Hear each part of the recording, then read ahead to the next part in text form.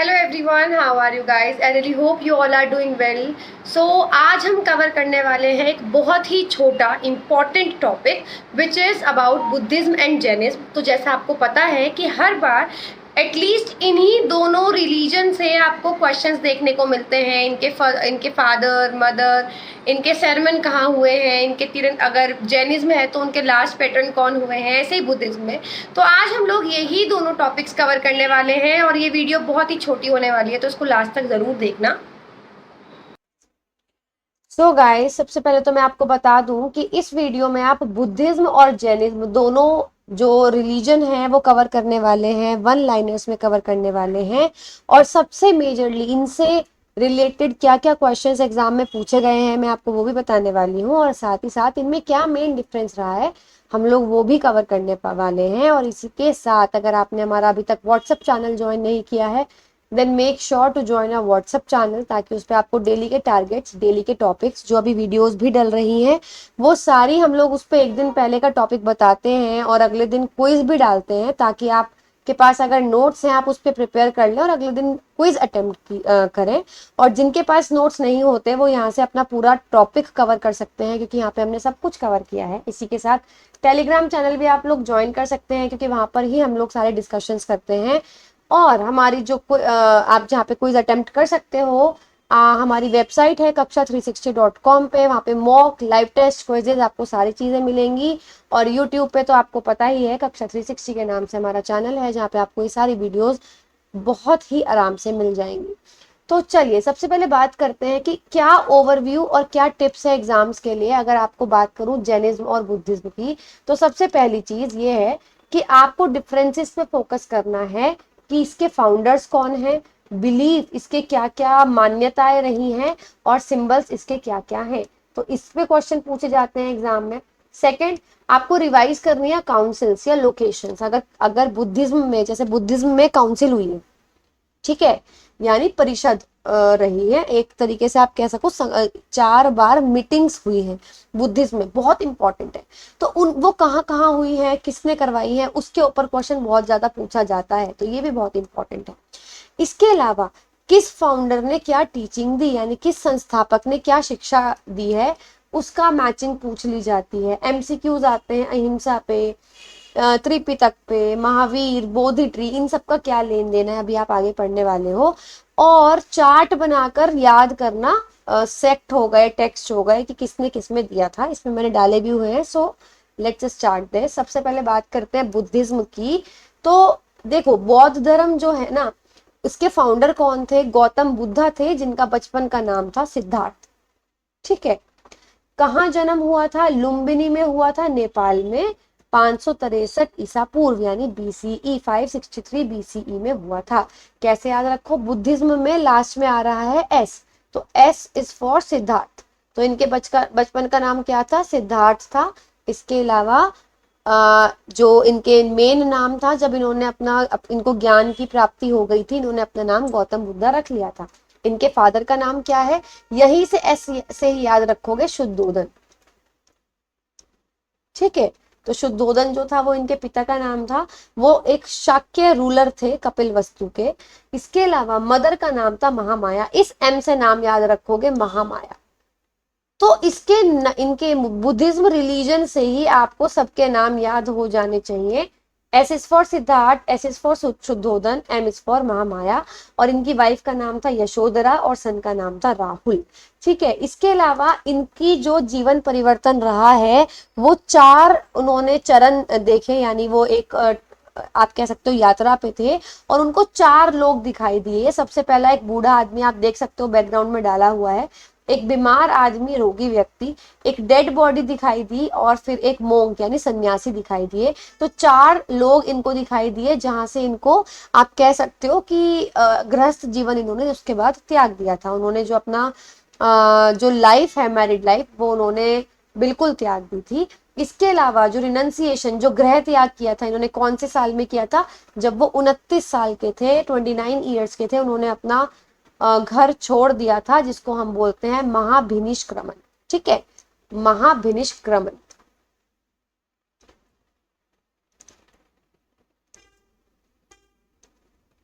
इसी के साथ एनलाइटनमेंट की बात करूं, बोधि, जब इनको ज्ञान की प्राप्ति हुई, ठीक है, इनको नॉलेज अटेन हुई, कहाँ पे, अब देखो, नॉलेज के लिए हमको स्कूल कॉलेज सब जगह जाना पड़ता है, तो जाने को बोलते हैं गया, राइट। तो प्लेस क्या है, बोध गया। और बोध गया में भी बोधि ट्री था, यानी बोधि वृक्ष के नीचे इनको ज्ञान की प्राप्ति हुई थी, और उस समय ये 35 साल के थे, और उस समय से इन्होंने एक टाइटल लिया बुद्धा, जिसका मतलब था जिस ऐसा इंसान जिसको नॉलेज मिल गई हो। इसी के साथ पहला उपदेश इन्होंने कहाँ दिया, तो देखो आप कैसे याद रखोगे, पहला उपदेश, पहला सरमन में इन्होंने सारी की सारी बात बता दी, ठीक है, तो सारा से याद रखोगे सारनाथ, डियर पार्क में, जहाँ पे वो जो वाराणसी के पास है, वाराणसी के आप कह सकते हो नजदीक है। और इसी चीज को, इसको हम बोलते हैं धर्मचक्र परिवर्तन, turning of the wheel of law, जो पहला सरमन है, जो पहला उद्देश्य है। जैसे आपने सुनी होगी कि स्पीच होती है, मोदी जी की भी स्पीच है, तो हर एक स्पीच को एक टाइटल दे देते हैं, तो इनके पहले स्पीच को, पहले प्रीच को, उपदेश को इन्होंने नाम दिया था धर्मचक्र परिवर्तन, ठीक है। इसके अलावा डेथ की बात करूं तो उसको बोलते हैं महापरिनिर्वाण, ठीक है, यानी मुक्ति। अगर मैं बात करूं उसका मतलब होता है मुक्ति। तो इनको मुक्ति जो मिली वो खुशी से मिली है, बिल्कुल, तो खुशी से याद रखोगे, खुशीनगर, कुशीनगर सॉरी, ठीक है, उत्तर प्रदेश में पड़ता है। उस समय ये 80 साल के थे। देखो इनकी एज में आपको 3 एज याद रखनी है, 29, 35 और 80। घर छोड़ा था 29 पे, 35 पे इनको ज्ञान की प्राप्ति हुई थी, और 80 पे इनको महापरिनिर्वाण, डेथ वर्ड बोलते भी नहीं है, महापरिनिर्वाण ही बोलते हैं, यानी इनको आप कह सकते हो मुक्ति मिल गई थी।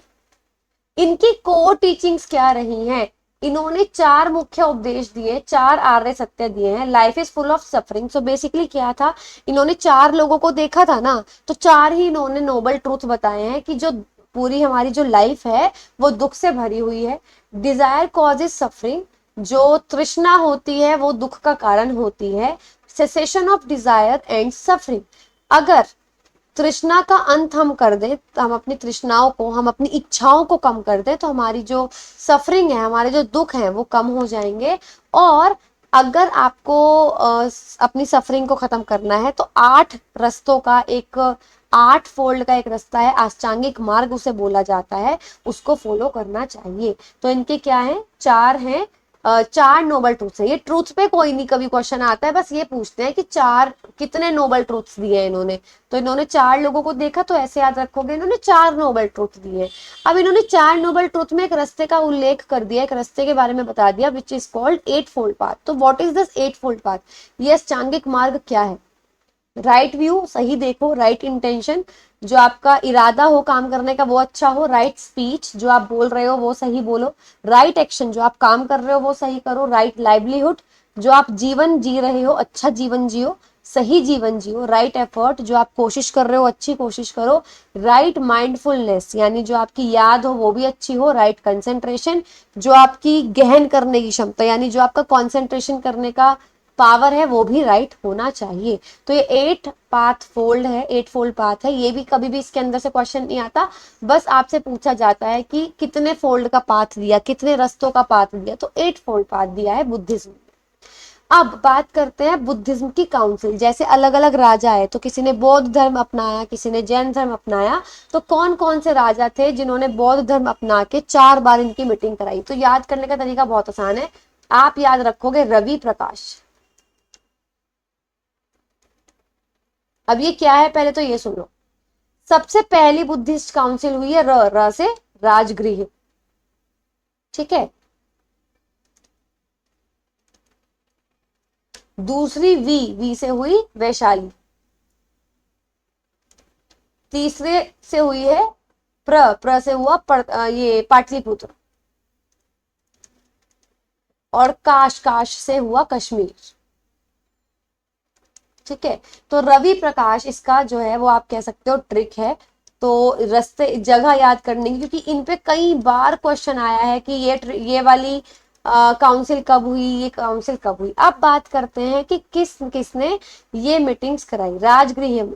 इसमें ए और जे आ रहा है, तो ए जे से बना अजात शत्रु, ठीक है। अजात शत्रु के बाद वैशाली, वैशाली में जो मीटिंग कराई है काला अशोक ने कराई। काला अशोक से फिर खाली रह गया अशोक, अशोका से लास्ट में रह गया कनिष्क, यानी जो कुशन डायनेस्टी के थे। तो अजात शत्रु, कालाशोक, अशोक और कनिष्क, आप ये याद रखोगे। एक ठीक है। ये 4 रूलर्स रहे हैं जिन्होंने बुद्धिस्ट काउंसिल यानी बौद्ध संगीति कराई है। इनकी इंपॉर्टेंस क्या है मैं आपको इसकी बात बताती हूँ। जो सबसे पहले जो राजगृह में हुई थी, अजातशत्रु ने जो कराई थी, इन्होंने जितनी भी टीचिंग्स बुद्धा ने अब तक दी है सबको इकट्ठा किया था। सेकंड वाली में इन्होंने 2 हिस्सों में तोड़ दिया था, स्थविरवाद और महासंघिक में तोड़ दिया था। इनके ऊपर कभी क्वेश्चन नहीं आया, ये इंपॉर्टेंट है। क्योंकि थर्ड बुद्धिस्ट काउंसिल जब अशोका ने कराई थी तो उन्होंने अपने बेटी को, ठीक है, बेटी और पुत्र को उन्होंने श्रीलंका वगैरह भेज दिया था ताकि बुद्धिज्म को आप स्प्रेड करो। तो एनीवेज इन्होंने श्रीलंका में स्प्रेड किया महिंदा के थ्रू, महिंदा भी इनके कोर्ट में ही थे। और लास्ट कनिष्का की जब तक हुई थी, तो अब आप सोचो 4 संगति हो चुकी है, लड़ाई वगैरह भी होगी। तो खैर कोई ऐसा सच लड़ाई नहीं हुई थी, बट जो पूरा का पूरा बुद्धिज्म है वो डिवाइड हो गए थे 2 लोगों में। एक तो थे हिनायान और एक थे महायान। तो ये 2 तरीके के आपके, आप कह सकते हो कि सेक्ट्स हुए हैं बुद्धिज्म में, हिनायान एंड महायान। चलिए, इसी के साथ मैं आपको बता दूं बुद्धिस्ट लिटरेचर की बहुत ज्यादा इंपॉर्टेंट है गाइस, ठीक है, काफी काफी इंपॉर्टेंट है बुद्धिस्ट लिटरेचर, यानी हमारे ग्रंथ कौन कौन से हैं बुद्धिज्म में। तो सबसे पहले जिसके ऊपर क्वेश्चन आता है त्रिपिटक, ठीक है। तो बेसिकली 3 आप कह सकते हो ग्रंथ हैं इसमें, विनय, सूक्त और अभिधम। लैंग्वेज क्या रही है, पाली लैंग्वेज रही है। कैसे याद रखोगे कि इनकी क्या लैंग्वेज रही है, तो त्रिपिटक में पी आ रहा है, पी से याद रखोगे पाली। अच्छा, पी से प्रकृत भी होती है तो भूलना मत इस चीज को, पर इसको याद करने का तरीका ही यही है कि त्रिपिटका।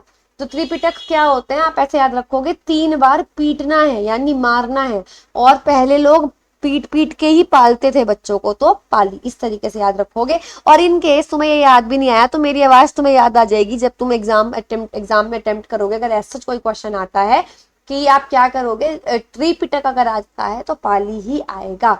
तो ये आपके महत्वपूर्ण ग्रंथ हैं। इसके अलावा मेजर सेट संप्रदाय कौन कौन से रहे हैं, जैसे हिनायान, हीनयान और महायान बोलते हैं। इसके साथ वज्रयान और आ गया था। तो हीनयान में क्या था कि वो ये बोलते हैं कि जो मोक्ष मिलेगा अकेले अकेले इंसान को मिलता है और इसके अंदर कोई मूर्ति पूजा नहीं होती। कैसे याद रखोगे, हीन, हीन का मतलब होता है लेस यानी कम।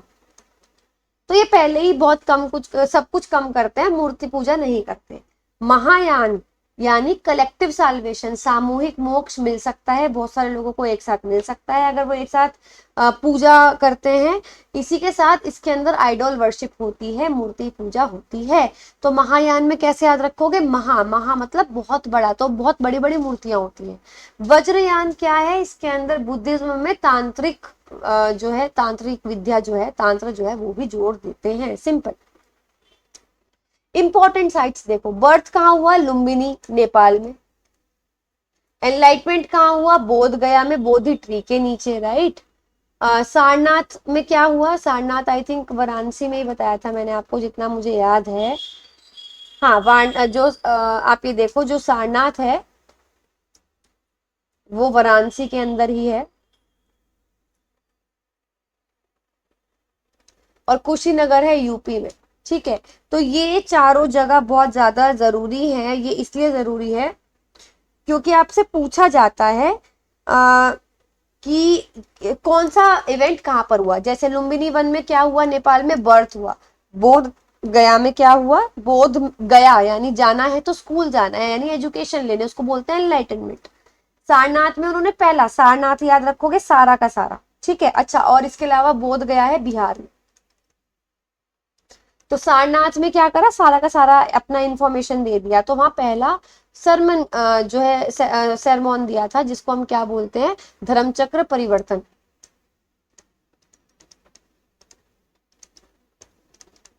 ठीक है। इसी के साथ अगर बात करूं मैं एनलाइटमेंट की, इसको क्या बोलते हैं, डेथ को तो बोलते हैं महापरिनिर्वाण।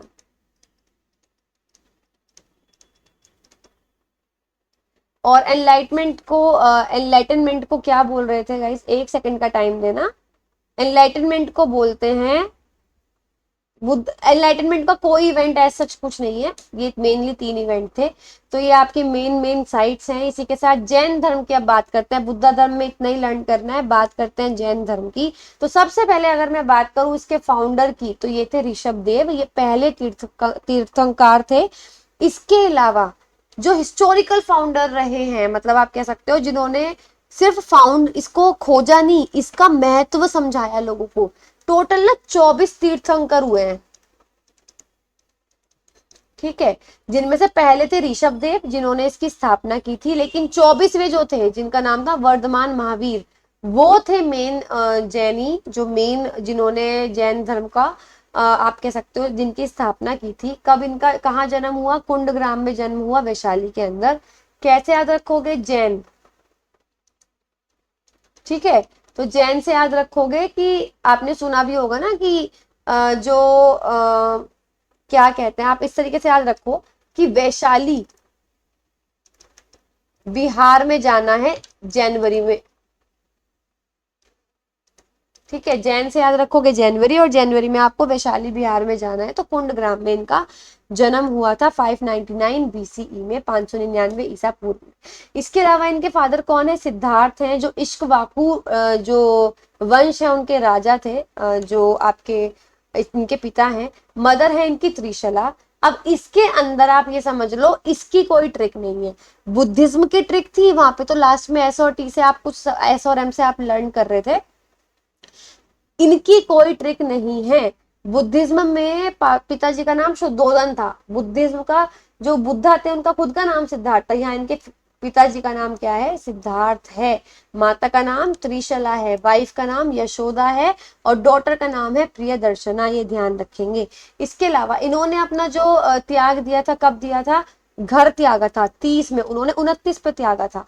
उनको मोक्ष प्राप्ति निर्वाण जिसको बोलते हैं, उनको 80 की उम्र में था, इनका 72 यानी 72 की एज में था, पावापुरी बिहार में। ठीक है, ये ध्यान रखेंगे। अब बात करते हैं इनके की प्रिंसिपल्स। उन्होंने 4 नोबल ट्रूथ दिए थे, 4 सत्य दिए थे, इन्होंने 5 सिद्धांत दिए हैं। पहला है अहिंसा यानी नॉन वायलेंस, यानी आपको जो है बिल्कुल भी वायलेंस, हिंसा नहीं करनी है, सत्य बोलना है। अस्तेय यानी नॉन स्टीलिंग। अस्तेय में क्या होता है, आपको कुछ चुराना नहीं है, ब्रह्मचर्य का पालन करना है, सेलिबेसी का ऐड करना है। और अपरिग्रह यानी कि आपको किसी भी मटीरियलिस्टिक चीज से लगाव नहीं रखना है कि ये चीज मेरी है। ठीक है, तो पॉजिटिवनेस नहीं होनी चाहिए। और शुरुआत की जो 4 देखो, ये अहिंसा, सत्य, असत्य और अपरिग्रह, ये चारों जो 23वें तीर्थंकर थे पार्श्वनाथ, उन्होंने बता दिए थे।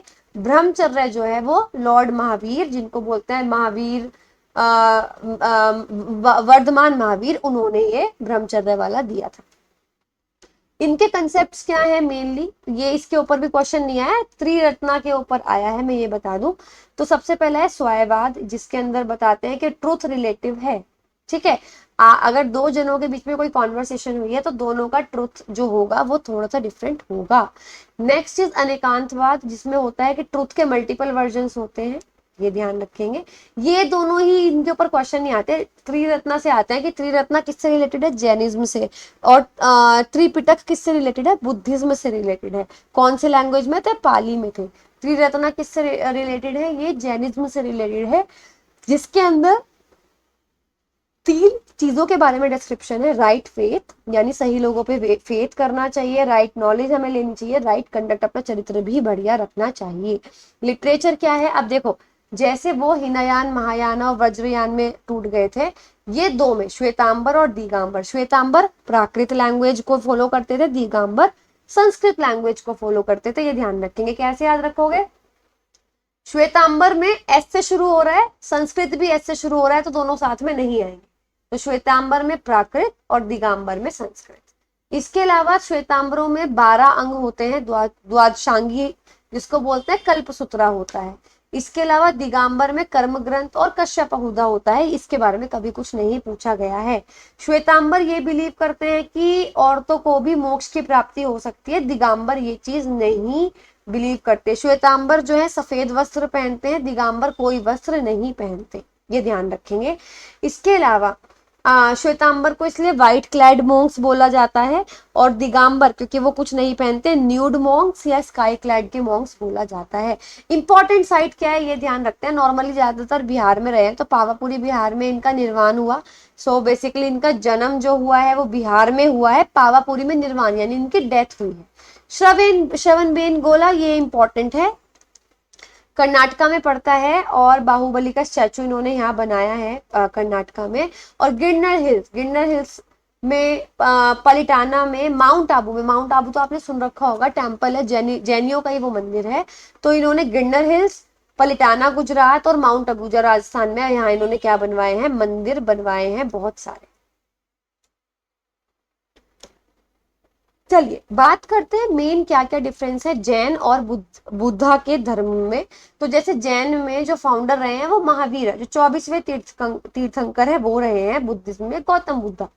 क्या वो आत्मा में विश्वास रखते हैं? जैन ही रखते हैं, बुद्धिज्म नहीं रखते, क्योंकि वो तो मूर्ति पूजा में भी विश्वास नहीं रखते ना कुछ लोग। तो इनके अंदर ये बोलते हैं कि सोल परमानेंट होती ही नहीं है। जैनी जो है वो भगवान में विश्वास रखते हैं और ये सोचते हैं कि जो सोल है वो लिबरेटेड होती है। बुद्धिज्म तो भगवान में विश्वास ही नहीं रखते। जैनियों की जो लैंग्वेज है प्राकृत और संस्कृत, और बुद्धिज्म की जो लैंग्वेज है वो पाली लैंग्वेज है। ये इंपॉर्टेंट है, इसके ऊपर क्वेश्चन आया है। और मुक्ति क्या क्या रोल है कि जब डेथ होती है तो मुक्ति कैसे मिलती है? जैन लोग सोचते हैं स्ट्रिक्ट सेल्फ डिसिप्लिन से। आपने देखा होगा आज भी लोग 5 बजे के बाद खाना नहीं खाते, मुंह भी अपना मास्क से कवर करके रखते हैं, वो जैन लोग होते हैं, और स्ट्रिक्ट सेल्फ डिसिप्लिन से। और जो बुद्धिज्म है वो बोलते हैं कि मेडिटेशन के थ्रू, जो मेडिटेशन आप करोगे तो उसके थ्रू मोक्ष की प्राप्ति होगी। सो गाइज ये थे आपके सारे बुद्ध धर्म और जैन धर्म के ऊपर सारा टॉपिक। अगर आपको अच्छी लगी हो वीडियो तो जाकर इसकी जो क्विज है वो जरूर अटेम्प्ट कीजिएगा। तो क्विज आपको व्हाट्सएप चैनल पे भी मिल जाएगी, टेलीग्राम चैनल पे भी मिल जाएगी, और साथ में कक्षा360.com पर भी मिल जाएगी। लेकिन अगर आपको कोई चीज डिस्कस करनी है तो आप स्क्रीनशॉट लेके टेलीग्राम चैनल पर डिस्कस कर सकते हैं। और अगर आपको इसी के साथ साथ करंट अफेयर्स की क्विज और सब कुछ आपको देखना है कि हमने क्या टॉपिक दिए हैं नेक्स्ट डे के लिए, तो आप हमारे व्हाट्सएप चैनल पर भी देख सकते हैं। सो गाइज आज के लिए इतना ही, हम लोग मिलेंगे नेक्स्ट क्लास में। तब तक के लिए have a good day and good bye.